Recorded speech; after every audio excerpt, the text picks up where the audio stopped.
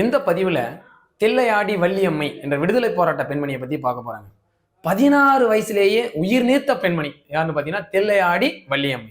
விடுதலை போராட்டத்துக்காக சிறை சென்று சிறையில் இருக்கிற மண்ணும் கல்லும் கலந்த உணவை சாப்பிட்டு நோய்வாய்ப்பட்டு இறந்து போன ஒரு பெண்மணி இப்படி யாருன்னு பார்த்தீங்கன்னா நம்ம தில்லையாடி வள்ளியம்மை. அப்போ என்ன பண்ணாங்க விடுதலைக்காக? அப்போ தென்னாப்பிரிக்காவில் இந்த பெண்மணி வாழ்ந்துட்டு இருக்கிற அந்த காலகட்டத்தில் அப்போ ஆங்கிலேயர் அரசாங்கம் என்ன சொல்லுது அப்படின்னு பார்த்தீங்கன்னா, அதாவது தேவாலயங்கள்ல திருமணம் பண்ணவங்க மட்டும்தான் செல்லுபடி ஆகும் அப்படின்னு சொல்லுது. அப்ப அந்த தேவாலயங்கள்ல திருமணம் செல்லாதவங்களுக்கு செல்லாது, திருமணம் நடைபெறாதவங்களுக்கு செல்லாது அப்படின்னு சொல்லிட்டாங்க. அப்ப என்ன ஆச்சு? பெரும் குழப்பத்தில் ஏற்பட்டுச்சு. அப்ப வெளிநாடு வாழ் இந்தியர்கள் இதுல அதிகமாகவே பாதிக்கப்பட்டாங்க. அது மட்டும் இல்லாம கருப்பினத்தை சார்ந்தவர்கள் அந்த பாதசாரிகள் நடந்து போற இடத்துல கூட நடக்கக்கூடாது அப்படின்னு ஒரு கட்டுப்பாடு. அதையும் மீறி நம்முடைய இந்தியர்கள் அங்க நடந்து போனாவோ அந்த கருப்பினத்தை சார்ந்த நடந்து போனாலோ தலைவரி விதிச்சிருந்தாங்க.